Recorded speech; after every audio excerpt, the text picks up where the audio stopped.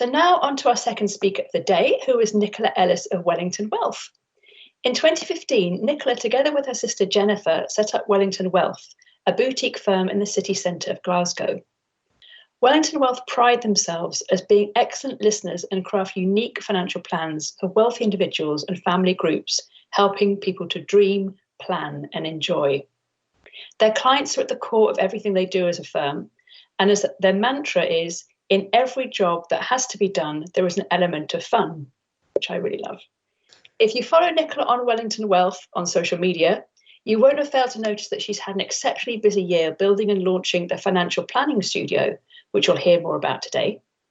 She'll also be discussing the changes that financial planning firms need to make to tackle the often outdated view of the industry and what she's doing to tackle this challenge head on. So Nicola, over to you. Good afternoon. We're going to start off with something a little bit different.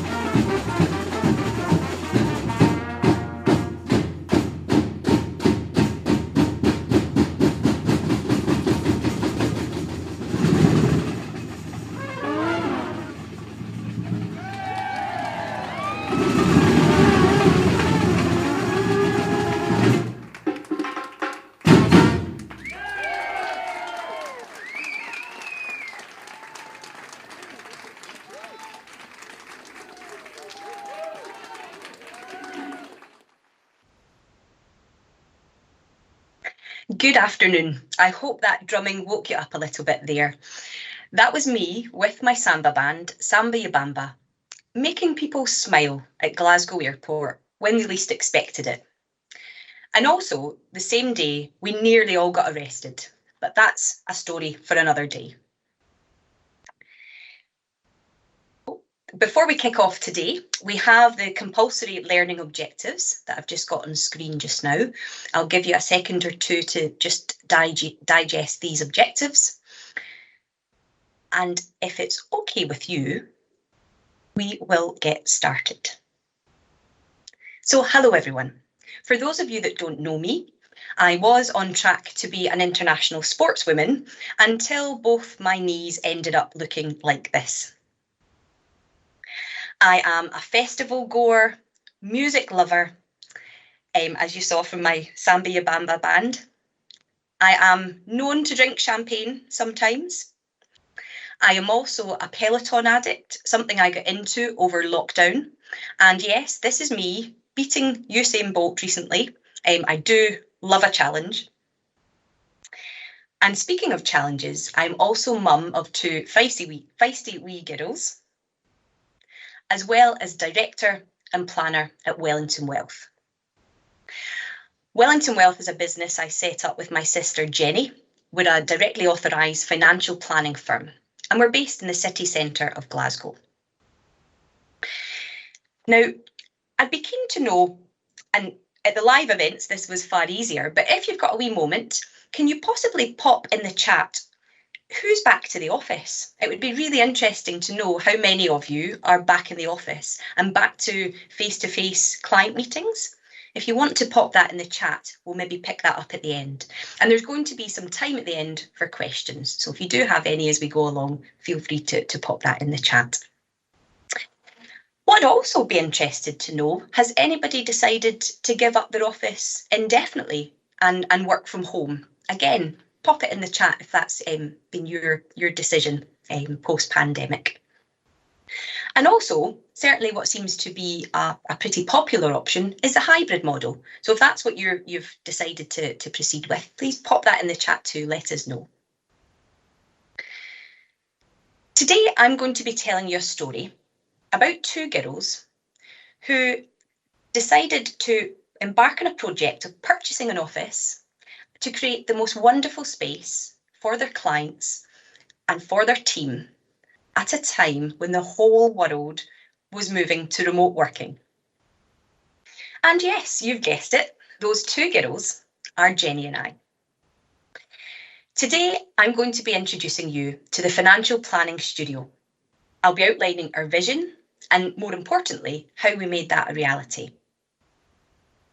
Now, I simply could have stood here and told you we carried out an office renovation. Drop the mic. But that's certainly not going to pass the next 45, 50 minutes. And actually, it's so much more than that. But before we get on to that, let's talk a little bit about our industry. So my Samba pals, who you saw earlier, their eyes would glaze over if I told them I was director and planner at a directly authorised financial planning firm. That means nothing to them. Ladies and gentlemen, our industry has an image problem. If I tell them I'm a finfluencer, I help people achieve their dreams, well, that's a different story, and there's certainly more engagement with that.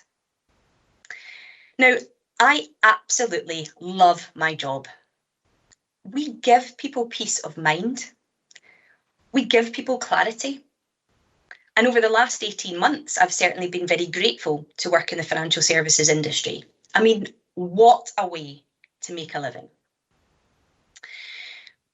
But this image problem I alluded to, there's several reasons the public have this perception or this misconception of us and what we do. So traditionally, financial services very much has been a male-dominated industry. And when I joined the industry 18 years ago, I was very often the only female at conferences and events. But I'm glad to see that has very much changed. There's still a bit of balance to go, that gender balance still isn't quite there, but it's certainly got better. But not only is there a lack of diversity in terms of gender, we also, as an industry, need to get better at the ethnic and social groups and getting more inclusion within the industry. There's poor engagement with personal finance, generally speaking, by the general public. And that could be partly down to the ease of debt. Debt is really easy to obtain at the moment. And if you think about it, if anybody's carried out an online transaction, the sheer number of options available to buy something is, I think it's about 9 different options. You've got your debit card, your credit card, you've got PayPal, you've got Apple Pay. And then we've seen the rise of the likes of Klarna, these regular payment schemes, which can be quite dangerous. And actually, Citizens Advice recently published figures to say that 1 in 10 people who have used the Klarna facility have actually been contacted by debt collectors. And for those under age 25, it's actually 1 in 8 of them have been contacted by a debt collector. So again, this lack of engagement ultimately comes down to lack of understanding and ultimately lack of education. The industry is perceived to be boring and stuffy. And you and I know it's certainly not like that. I love what I do. It's amazing what we do on a daily basis. But there's a lot of jargon in our industry. We know that, right? But not only do we have the jargon that we need to simplify, the sheer number of options available these days to a client looking for advice. Because is it DIY? Is it robo-advice? Is it financial advice? Is it tied? Is it restricted? Is it independent? Is it chartered? Is it not chartered? Is it financial planning? Is it financial coaching? Is it life coaching? Or is it on the investment side? And is it investment management? Is it stockbroking? Is it DFM? All these terms we know, but to a client, that can be quite daunting to even know where to start.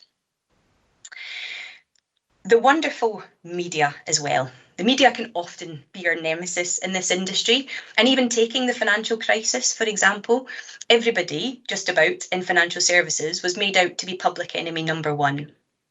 But we're also still haunted by the salesman of the past, the white sock brigade, if you like. That image and that experience still taints a lot of people's perception of the industry. But we know our industry is night and day since then, with the rise of professionalism and qualifications.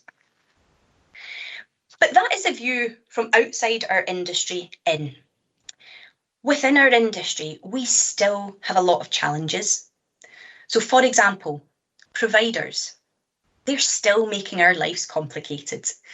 Quite often they don't have the end client in mind, and the technology could be better. We've certainly seen a rise and more efficiency with the pandemic and actually the adoption of digital signatures. That certainly has driven a lot of efficiencies in what we do.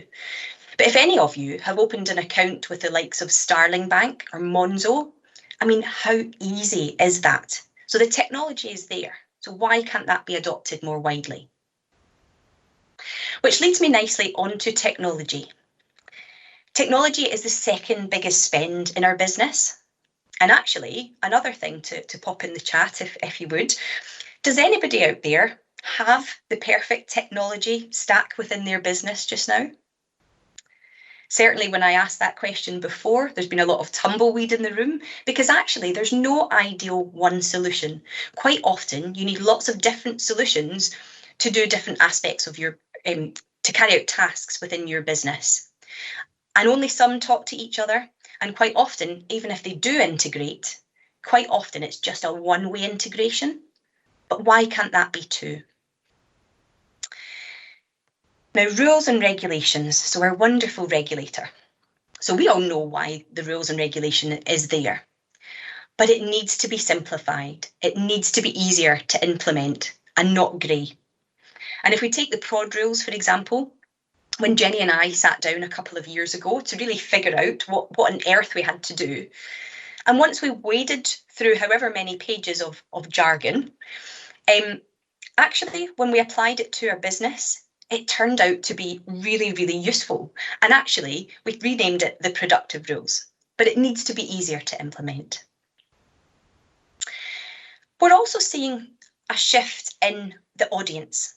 So business models are having to adapt if you want to keep pace with that. So for example, the baby boomers, generally speaking, they grew up with very little, and therefore their aspirations, their goals are the big house, the fancy cars, the expensive watches. They want things.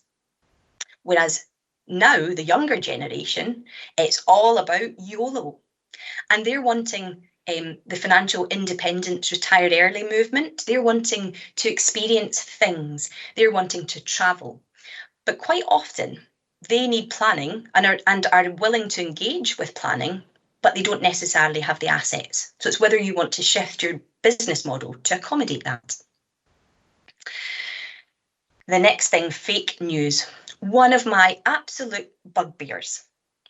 So what's really worrying is people are turning to the likes of Instagram and TikTok for information on financials, on personal finances. And quite often they're greeted by these get-rich-quick marketeers who are often selling the dream and promoting cryptocurrencies. Often unregulated, unqualified, and also have absolutely no idea what they're really talking about. And Kim Kardashian, she recently got her knuckles rapped by the FCA for promoting a cryptocurrency to her 250 million followers, which is absolute madness. And not only that, she was promoting this FOMO, or fear of missing out, if they didn't get involved with it.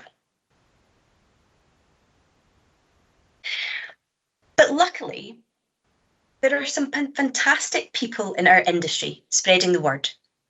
So we have Gretchen Betts and Olivia Parnell doing great things with our Financial Changemakers podcast and getting the conversation going about diversity and inclusion.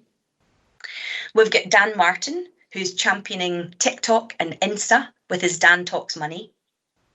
And of course, we've also got Amir Roshalima, who's often tweeting sound financial planning tips in 140 characters, which is actually quite tricky to do.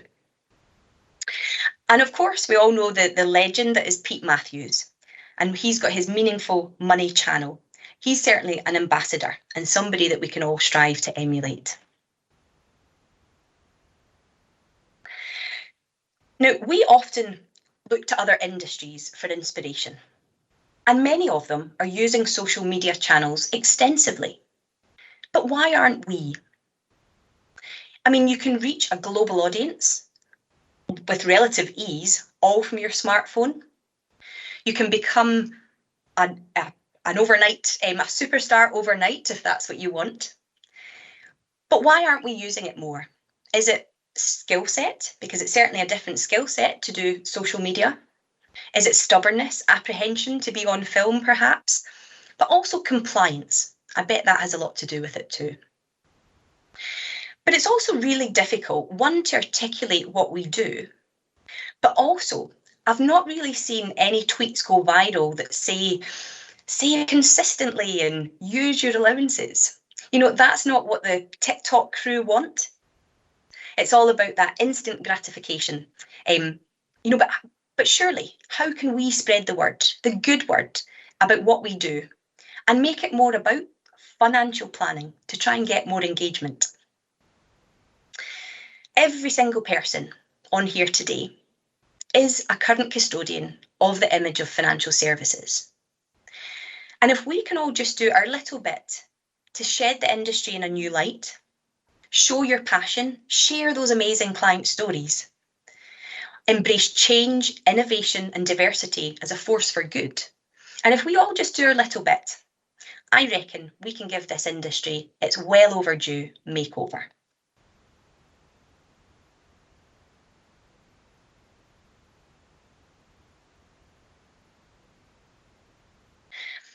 Now, I have always found it fascinating that we all sit the same exams, we all work to the same rules and regulations. But what differentiates us all is how we interpret those rules and regulations and apply it to our business, our service, and our advice. And we're all different. Our clients have different needs and objectives, and more importantly, different personalities. So as an advisor community, it's important that we can cater for that. Now, what I'm going to be talking about today is a culmination of our ideas and, more importantly, our actions. And it's certainly not rocket science. Many of you may already be doing it. It might make some of you want to run for the hills, switch off, do the complete opposite, and that's all okay. When we set up the business 5 years ago, we didn't set out to do things differently. We just wanted to do what came naturally to us. And we care. We care about our team, we care about our clients, and we want to help them as much as possible. Therefore, we wanted to set up a completely client-focused business and bring a bit of personality to what we do. And there's so many excellent financial planners out there, but we believe it's that bit beyond financial planning that really helps set you apart. It gains clients' trust, and it's the little personal touches that really helps engage the clients and cements that relationship. Now, let me cast your memory back to 2019, pre-pandemic. Remember that? And we were at a crossroads in our business. We rented 4 rooms in a fantastic, quirky old building. Think Bolton Gate lift, high ceilings, stained glass window, loads of character. But we felt our growth was curtailed by these 4 rooms that are highlighted, which seems absolutely daft now, especially because all our systems when we set the business up were cloud-based, deliberately, so that we could work from anywhere. But pre-pandemic, this was our thinking. We were very much office-based. The team liked working together. All, if not the majority of our clients, came to the office to see us. So we felt our growth was restricted by this. But setting up your business is tough. You have absolutely no idea how it's going to go. All you can do is work hard, try your best, and be prudent. And that's exactly what we did. And in reality, we were really lucky and business surpassed our expectations. And we realised quite quickly we were going to need more people. And we looked for premises in and around Glasgow city centre, but nothing really inspired us, nothing captured our imagination. But I was sole RI at the time, and I was also pregnant with my second child. So the only thing expanding was my waistline. So we decided to put the growth plans on the back burner. But we've learned there's never a good time to take action. You either take action or you don't. And a few months later, newborn in tow, the opportunity came up not only to buy the 4 rooms we currently occupied, but the whole floor. Now, bear in mind there was only 6 of us in the business at that time, 3 of whom were part-time. So after some deliberation, we duly agreed to purchase the property with a completion date of 31st of March 2020. Now, 2020, like many of you, was probably our toughest challenge yet.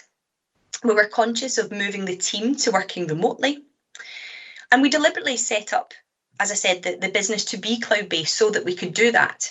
But we were kind of thinking south of France, beach in Hawaii, not quite our back bedroom during a global pandemic. But the tech's tried and tested and it worked. So next stop, Hawaii. But we're conscious of client continuity, client and staff well-being. And we also all face the personal challenges. So working without childcare, worrying about elderly relatives, but also contending with the no pasta and the no toilet roll. And not only that, we had committed to this property purchase. And not only that, it needed quite a big spend to get it up to speed. It had been unloved, certainly the larger area, had been unloved and untouched for about 30 years.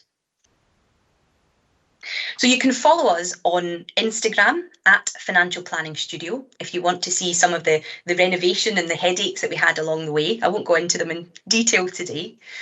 But when the world was moving remotely, Jenny and I were working on this.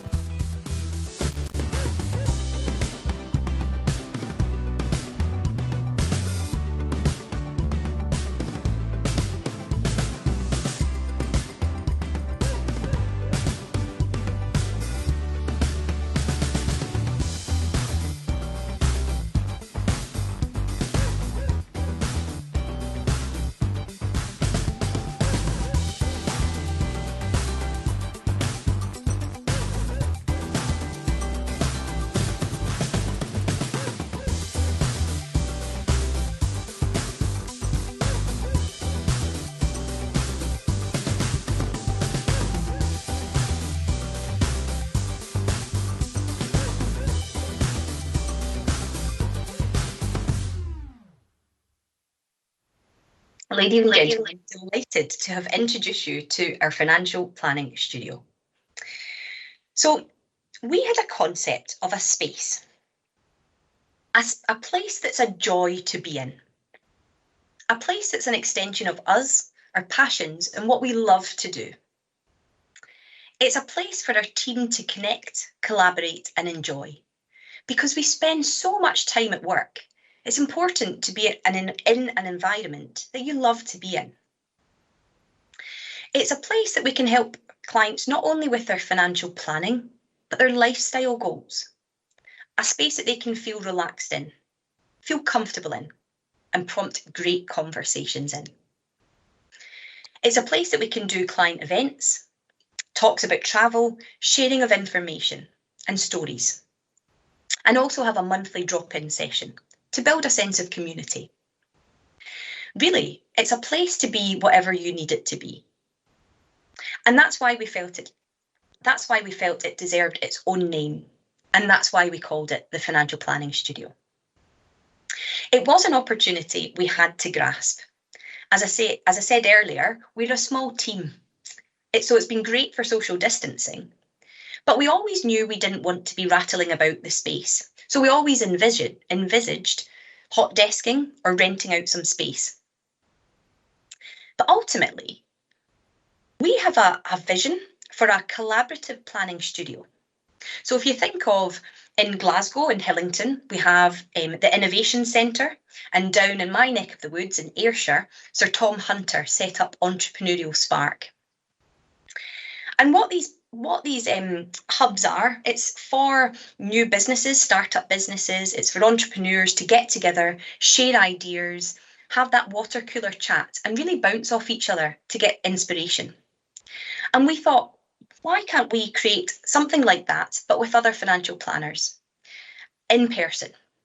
Now, we haven't quite figured out all the detail in that part yet, but that's a future development, so watch this space. So what did we do? Well, it all started with our passion. And again, I suppose a question for you all not to put in the chat, just to get your thinking caps on about, but what is your passion? What drives you? And what gets that fire in your belly? For us, things like family, living life, experiences, learning, fun is all our passions. And certainly, that's always been at the heart of our company ethos. And really, we felt that those passions, that ethos, we felt that the Financial Planning Studio was just a natural extension of that. Now, I talked earlier about the bit beyond financial planning. And as a young advisor, a meeting that really resonated with me was with one of my clients, who is a widow. And she made the appointment to discuss a withdrawal for a new car. So she duly came in and we discussed options. And she said to me, "Dear, I know I've got enough in cash to cover this. I also know, and you've explained, that I could withdraw money without any tax implications and without disturbing my income. But the trouble is, how do I buy a car?" She said, "I've got to 75 years young, and I've never bought a car. Our late husband always dealt with that. And also, in addition, she felt our daughter, our son, were too busy to help her." And that just really resonated with me. It's not about the figures sometimes, not about the financial side. But not only that, a big area of advice for us is retirement planning. And I had a meeting just last month with a client, a professor in orthopaedics. And he said retirement was like jumping off a cliff, despite having planned and discussed it for the last 10 years.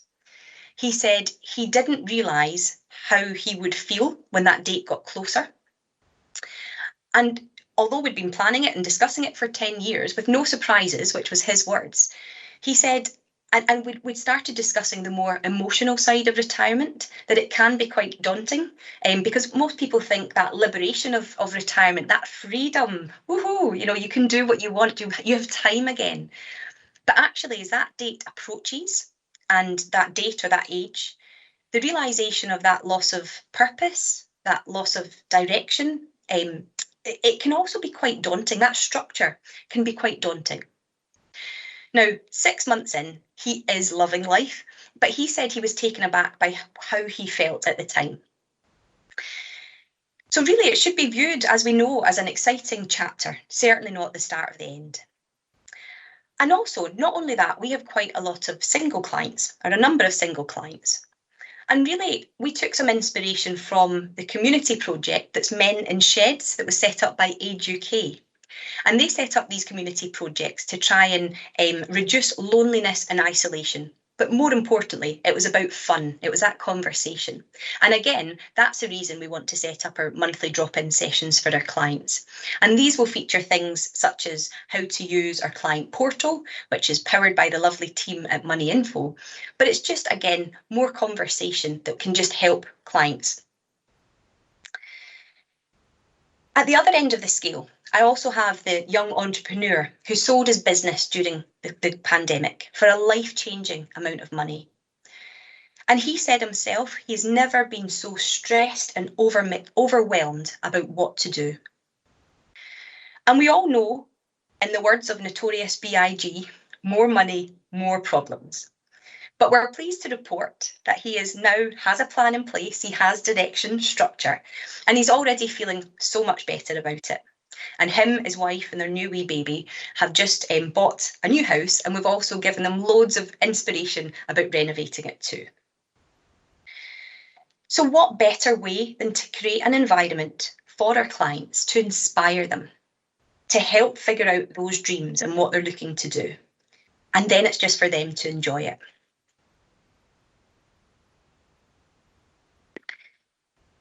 For me, there is nothing more rewarding than having photos like this drop into my inbox, especially when it's been an action point following a meeting to book that dream holiday. And I received this picture from Peru with the accompanying text. Just left Machu Picchu. It was everything I hoped it would be, on the train going south. Thank you. Or building their holiday home that they'd designed themselves. Or taking the whole family on that ski trip that they'd always wanted to do. Or trekking in Jordan, and for the eagle eyes amongst you, with their trusty Wellington Wealth chili bottle. Essentially, they're just all living their best lives, and that's what we want. But not only that, it's been a joy to go back to work, and it's certainly put a spring in the team's step, especially with that return. It's given them something to feel proud of, to belong to. And hopefully going forward, it will allow us to attract and retain that wonderful talent that's out there in the next part of our journey. 2022 is already shaping up to be a great year in terms of some of the events we have lined up. So we have our office warming, obviously, which has been delayed slightly. We've got a talk on how to research your family tree. We've got a talk on cyber security in your own home. We've got an author and book signing.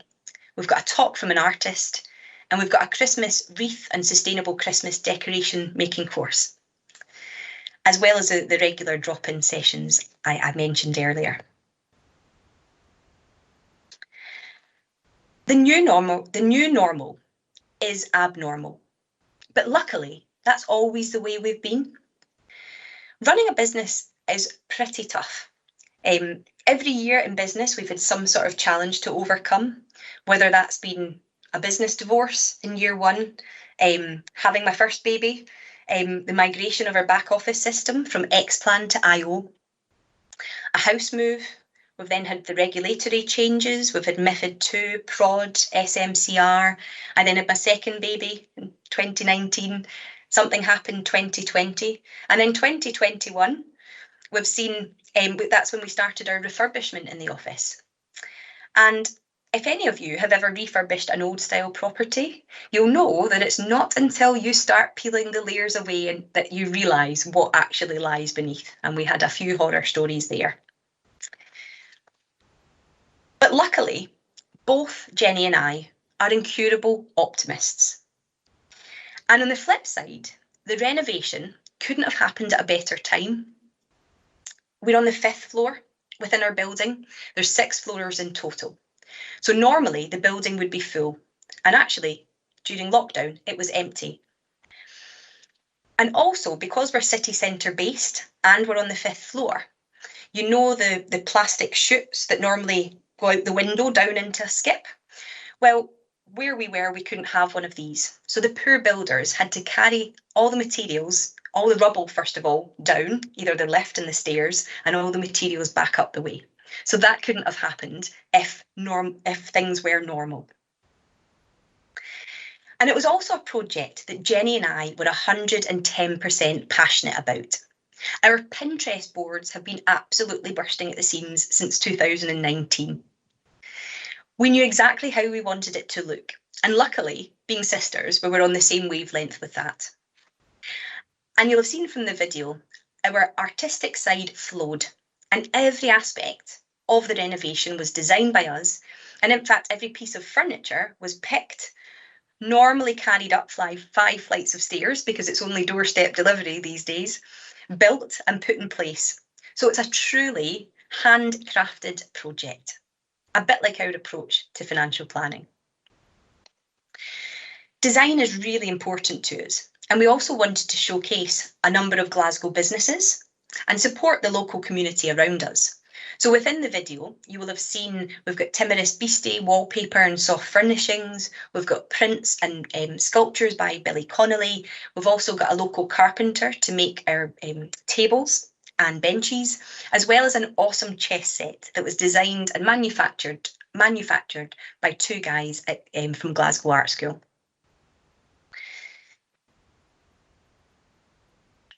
I started out today by talking about the image of financial services. And this is something that we are really keen to address. And we intend to do that by producing more video content and getting the message out there. We plan to try and make pensions cool, something I actually wrote about in my university dissertation in 2003. The other thing I wrote about was making pensions compulsory, and look what's happened. Now, you may have noticed again from the video clip that we've incorporated a state-of-the-art recording studio within our space. And we plan to record and launch a series of educational videos, run online courses, as well as incorporating more video into our existing client journey.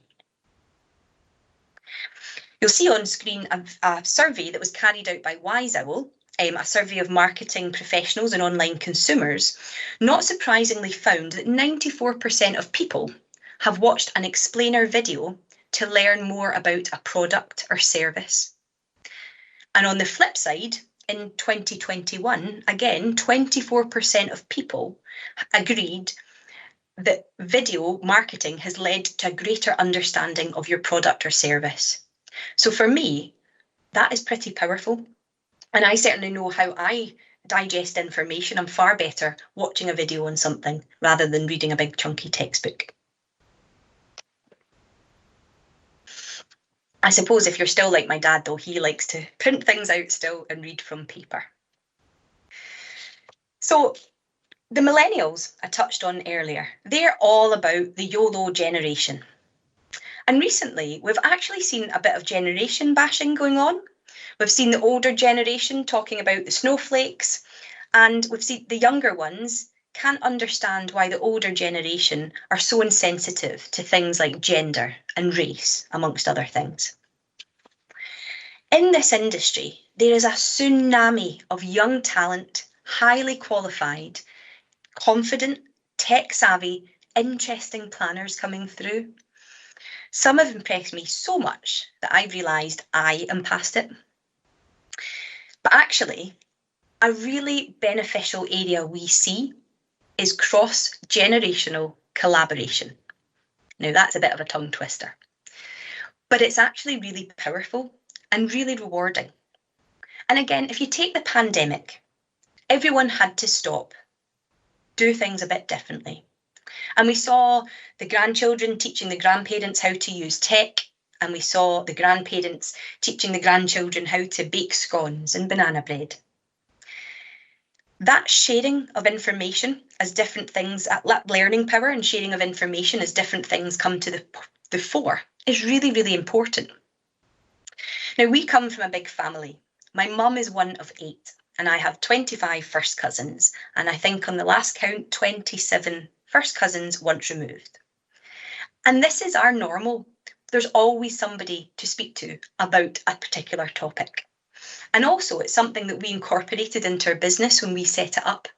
When we had 6 members of staff, we had somebody in each decade from age 20 all the way up to age 70. Now, over the last few years, there's been a few cross decades, but it was actually really aligned to our clients and the age range within our clients. And therefore, it was really useful to gauge different opinions, different viewpoints from each generation. And that's why, well, we can learn a lot from each other. We really can. And that's why community in our industry, in our business, within our team and our clients is really, really important to us. So in summary, as a collective, what can we do? Well, first and foremost, it starts with you. You need to find that passion. Think about really what gets that fire in your belly. And we found that by combining our passions with our business, that is truly where the magic can happen. When you go back to your workplace, or when you're at your workplace, whether that's home or whether that's in the office, look at it with a fresh pair of eyes and ask yourself, does it inspire you? Does it inspire your team? And does it inspire your clients? Also, why not think about getting involved in some of the wonderful projects that are out there promoting our industry? And there's something to suit everybody, whether social media is your bag or whether there's educational projects. The PFS have various projects that you can get involved in. Or even at the last Illuminate Live, Alan Smith talked about a financial planning book that he's compiling to share the amazing stories that we all do on a daily basis. So why not think about getting involved in something like that? Or mentoring, giving back. But lastly, one thing that we can all do as well is hijack the hashtags. Let's reclaim those hashtags back. Let's get Finfluencer, FinTalk back, because we can certainly spread the good, sound, fun word out there. And actually, at the in-person events, I had some badges. Now, I still have a few spares. So if you want to go on to @financialplanningstudio, send us a DM and I'll with your address, and I'll post some out to you whilst stocks last. Now, change can be really daunting, but it can also be super exciting. And actually, you can do anything if you put your mind to it. We're proof. We dreamed, we planned, and now we're enjoying it. I'm Nicola Ellis, and thank you so much for listening.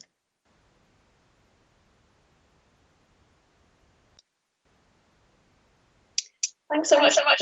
So inspiring. Thank you. I'm very excited about the idea of getting those hashtags back off Kim Kardashian. Absolutely, I know. Before we get chatting, just like to remind everyone that you can add your questions to the chat. And just having a look at the comments from people when you ask the question about whether they were returning to the office or not, it's a real mixture, actually. People saying that they're actually enjoying a little bit of both or a little bit of everything and being able to adapt. And I think that's what's great, is that we've got the choice now. We feel a bit more in control and we can actually tailor what we're doing for ourselves and for our clients, different types of clients, all of that kind of stuff. And also Rob Knight says about your video that you kindly showed us at the Financial Planning Studio, that certainly has the wow factor. Oh, well, and feel free to visit. If you're ever in Glasgow, please feel free to look us up and pop in. We'd love to have you. Yes, I will be popping along. So before we sort of take a look at any questions that people might have, how does your own team feel about the return to the office, and how did you feel about it, or how did that sort of play out? Yeah, well, we obviously, in Scotland, we opened up sort of July time. So again, before that, we had a bit of a discussion with everyone just to see how they felt about returning. And every Friday we had a more social catch up with the team, and each week would show progress of the office. So actually, I think the suspense had been building about the office, that actually everybody was desperate to get back in when we could. So for us, that was a relatively easy decision for us and the team, actually. We came to that conclusion because, again, it's been wonderful to be able to work remotely, but actually we've found we all work really closely together, and it just works better in person. We're people, so it was nicer to be back together. So it was relatively straightforward for us. That's good. You mentioned you intend on running events within the studio. How did that kind of come about? Yeah, so we love doing events. Actually, it's part of something that we enjoy. So again, we kind of thought, well, how can we bring that into the business? And the first few years in business was pretty, there was a lot on, and we just thought there was a lot of change, as I say, with the back office system. Would migrated clients across. So we just wanted to run a couple of events, and we called them sort of client care events for our existing clients, just as a kind of thank you. And we did two types of events. We did an antiques roadshow. And it's funny because quite often when you do an event, there'd be roughly a 70% or 80% return rate, or not everyone's going to come that you invite, basically. And actually, when we sent out the invitations, it was almost 100% back. And not only that, they wanted to bring a friend. So, and again, we'd thought about the venue, so it was in the Glasgow Art Club. And actually, I think because the focus was just client care, and it was just an enjoyable experience for the clients, and it just they were more relaxed, and actually the conversations just were so much better. You got to know clients better as well, and we thought, well, how can we bring that to our office as well? Because what we do is you need to get that real engagement and trust, and again, that's some of the inspiration for how the look and feel of the office was that. And the other one was a crafternoon tea, which went down really well as well. And again, doing things that we enjoy, mostly drinking champagne, if I'm honest. I can imagine people do enjoy that, because you've cracked this thing which we talk about a lot, which is it's so intangible. Financial services is just not something that you can put any visualize. It doesn't exist, but you're taking something, a strain of it, and you're able to experiment with that and show people, tenuously, maybe they don't connect with it immediately, but eventually they'll see that it's all connected. It's all of those things that you're doing that are helping people. It's not just the numbers, it's a lot of other stuff as well, and that's really interesting. We've got one question here from Rob Knight, who's asking why you moved from Xplan to IO.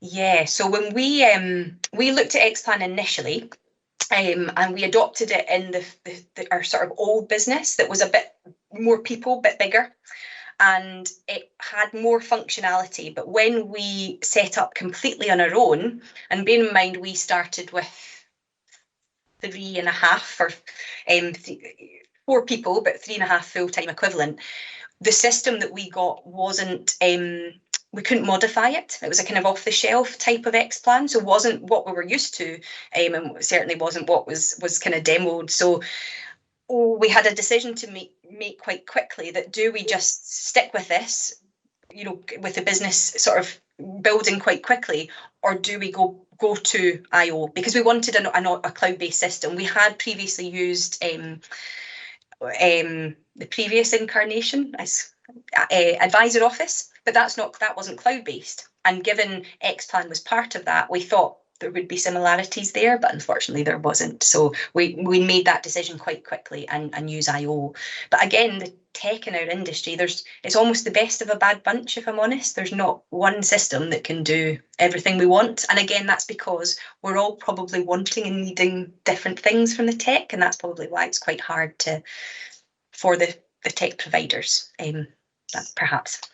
Yes, definitely so much work there to be done. From your Instagram feed this week, we've had a look at that, and we've noticed that you're offering office tips for climate change action. Can you tell us a bit more about that? Yeah, well, I suppose we like to be quite topical, and in Glasgow, Glasgow's obviously hosting COP26, so the UN Climate Change Conference. But even before that, we as individuals, as a business, are quite aware, and given we'd stripped the office right back to a shell, we knew that we wanted to be really conscious of energy and things that we brought into the office. So our kind of heating system is all energy efficient. Our water boiler, is efficient, and even things like our reception desk is about, it's kind of that make, do and mend kind of mentality. Our office desk is an architect's table that's been in our family since the 80s. My mum and dad actually got it out a skip.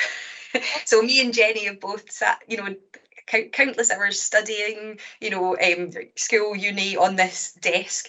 And when we're looking for a reception desk for the office, we couldn't, the modern ones just didn't fit, and actually this reception desk is perfect. It's beautiful. It's not perfect. It's got loads of scratches. The handles are all different, but these sort of things are important. Even down to the toilet paper we use. It's the who gives a crap. We're just mindful. Let's be topical, and also the supporting of local businesses. So we've got some pots that are made out of recycled fishing wire, which again they just won an award, a Glasgow-based firm, but they won an award at the Chelsea Flower Show. So it's just about being topical, I think, and things of interest. That's what we naturally do anyway. So we brought it into the business. All these little things can really add up and make a difference. Yeah. Finally, we've got one more question here, which is one I'm really intrigued by. You're in business with your sister. What's it like working with your sister? Yeah. I think, we've been asked that a few times, and I think lots of people want the juicy gossip of, there's arguments and it's a nightmare, but actually it's really boring. We get on really well, and actually I think what works really well is we've got different strengths and weaknesses and really support each other. So being in business with your sister, you've got that trust, implicit trust. We've got that mutual respect as well. So she's more the sort of back office and operations, and I'm the kind of front of house, if you like, the sort of more client-facing side of things. And I suppose when businesses are set up, you don't often set up a small firm with those two roles from the outset.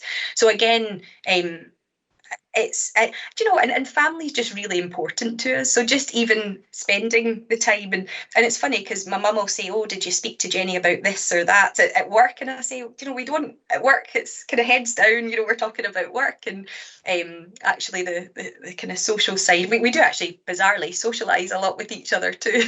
So, but no, we work well together, I think. Lovely. Well, thank you so much. That's been really interesting, and you've covered so much, and I'm sure it's given loads of people loads of ideas. So, thank you very much for your time. If you've got any more questions, then please just email Nicola directly or get in touch via any of your social medias, I guess. Yeah. Thank you very much.